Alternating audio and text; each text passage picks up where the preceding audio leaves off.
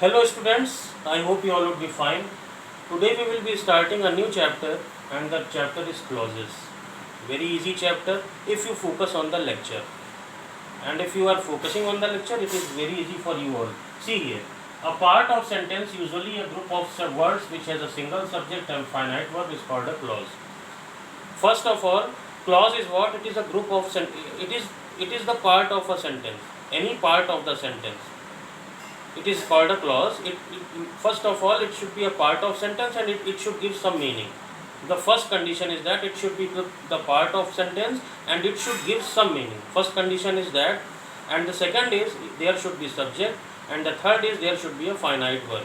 We all know what is the finite verb, whose form can be changed. Suppose that go, went, gone, come, came, come, arise, arose, arisen. Those whose forms can be changed, they are called finite verbs. Those whose forms cannot be changed, they are called infinite verbs. So it should convey some meaning, it should be the part of sentence, there should be subject and verb. Suppose that the bus which was going to school had a flat tire. For example, we are taking the bus which was going to school had a flat tire. Now here, the bus which was going to school, which was going, यहाँ पर which was going is the part of the sentence and which was going में which was going का कुछ part of sentence भी है and it is giving some meaning, not the complete meaning but some meaning it is going.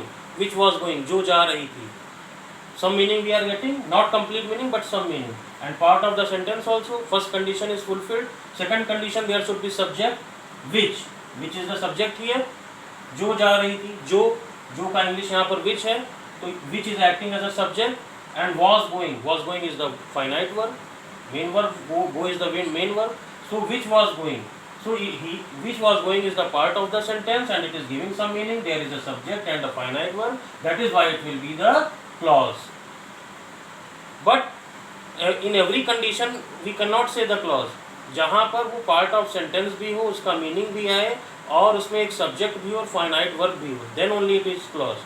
And if it is the part of sentence and meaning also giving, but there is no subject or no verb, that is not the clause but it is a phrase. Suppose that if I say the bus going to school had a flat tire, which was यहाँ ना होता, the bus going to school had a flat tire. अब यहाँ पर going to school अगर हम केवल ले लें तो going to school भी, this is a part of sentence, going to school, और यहाँ पर going to school में कोई इसका part of sentence भी है and it is also giving some meaning.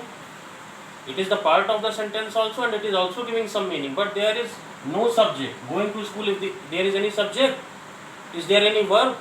There is no subject and no verb. So here going to school is a phrase. जब part of the sentence ऐसा हो जिसमें subject और वर्ब ना हो, meaning तो उसकी कुछ निकल के आए बट उसमें सब्जेक्ट नहीं है और वर्ब नहीं है, फाइनाइट वर्ब नहीं है, तो that type of part of sentence is called phrase.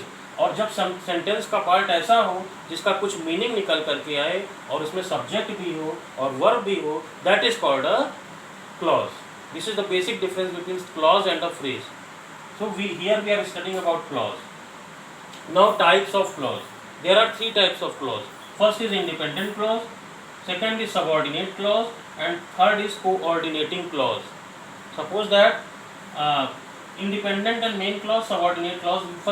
In first sentence we will study only this one, independent clause and subordinate clause. Suppose that if I say I like music which is composed by Kailash Kher. I like music which is composed by Kailash Kher. Now here पहले बात तो हम ये जानना चाहेंगे कि main clause होता क्या है. Main clause is that type of clause जिसके लिए हमको ये महसूस हो कि इसके साथ हमको अगर कोई सबॉर्डिनेट क्लॉज कोई और चीज़ नहीं भी जुड़ेगी तो भी हमारा काम चल जाएगा. वो अपने आप में इंडिपेंडेंट है. अगर हम केवल यहाँ यही लिखते हैं I like music, this is also the part of whole sentence, लेकिन इसके आगे हम कुछ ना लिखें तो भी आई लाइक म्यूज़िक ये अपने आप में पूरी मीनिंग दे रहा है.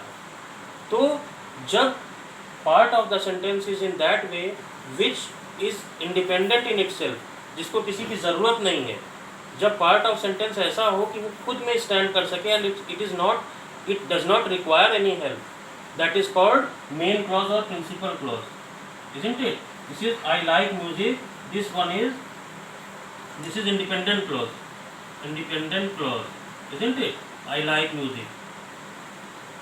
Because I like music, अगर हम ये इसके साथ ये ना भी होता, then also I like music is a independent in itself, giving full meaning. So that is why the independent clause is that part of sentence which gives full meaning, and that part of the sentence which is a clause but it is not giving full meaning, it requires the help of something. Suppose that अगर हम केवल इतना ही कह दें which is composed by Kailash Kher, which is composed by Kailash Kher, it is a clause because here the subject is also there and verb is also there and it is giving some meaning. But इसके लिए केवल हम इतना कह दें which is compose by Kailash Kher, ये केवल अपने आप में पूरा नहीं है, ये लग रहा है कि इसके साथ कुछ जुड़ना चाहिए. If we feel that something is to be added with this clause, that type of clause is called subordinate clause. Which is compose by Kailash Kher is the subordinate clause, isn't it? And which part of the sentence which does not require any help, that is called main clause or independent clause. This is the basic difference. It doesn't, main clause doesn't require help, उसको help की सहारे की ज़रूरत नहीं है, और subordinate clause को सहारे की ज़रूरत होती है. This is called subordinate clause. और तीसरा है coordinating clause. हमने फर्स्ट और सेकंड पार्ट लिया, और coordinating clause क्या होता है? coordinating clause में कोई subordinate clause नहीं होता, केवल दो main clause होते हैं जिनका इक्वल इम्पोर्टेंस होता है, और वो कंजंक्शन से जुड़ते हैं, एंड से, बट से, बिकॉज से.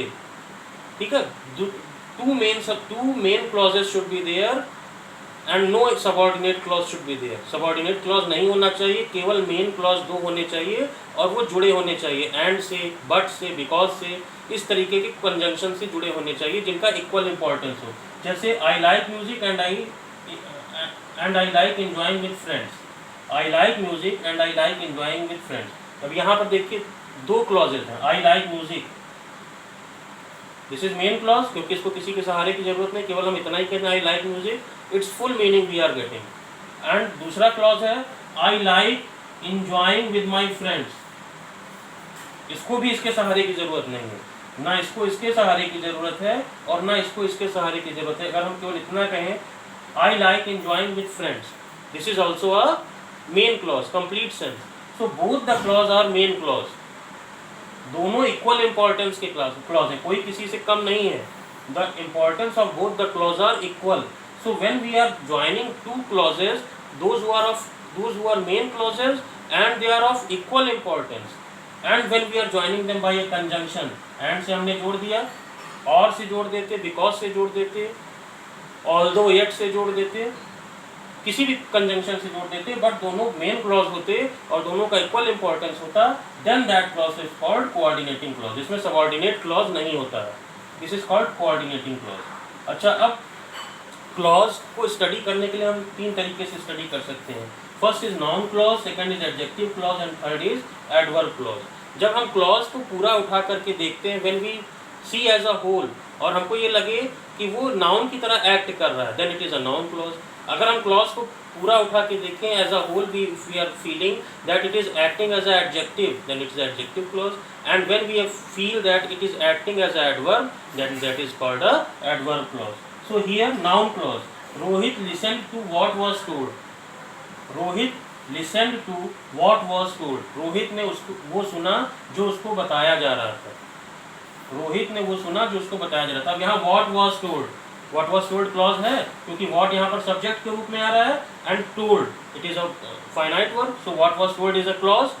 बट अब ये कैसा एक्ट कर रहा है? व्हाट वाज टोल्ड, क्या उसको बताया जा रहा था? तो जो भी कुछ बताया जा रहा था वो अगर हम बताएंगे तो दैट इज अ नाउन. उसको लेसन बताया जा रहा था, उसको पोएम बताई जा रही थी, उसको स्टोरी बताई जा रही थी, जो भी उसका आंसर होगा that is a noun. So what was told, that is a noun clause, isn't it? Now adjective clause is what? He is the boy who helped her.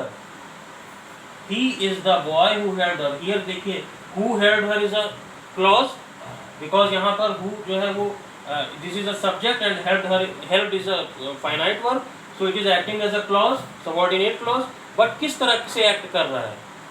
यही वो बच्चा है जिसने उसकी सहायता की. Who helped her, जिसने सहायता की. Who helped her यहाँ पर इस बच्चे की खूबी बता रहा है, क्वालिटी बता रहा है. It is telling the quality of the boy.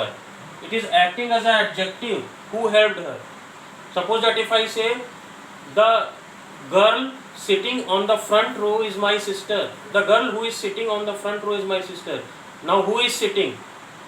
Who is sitting यहाँ पर मतलब जो बैठा है किसके बारे में कहा जा रहा है? गर्ल के बारे में. Who is sitting?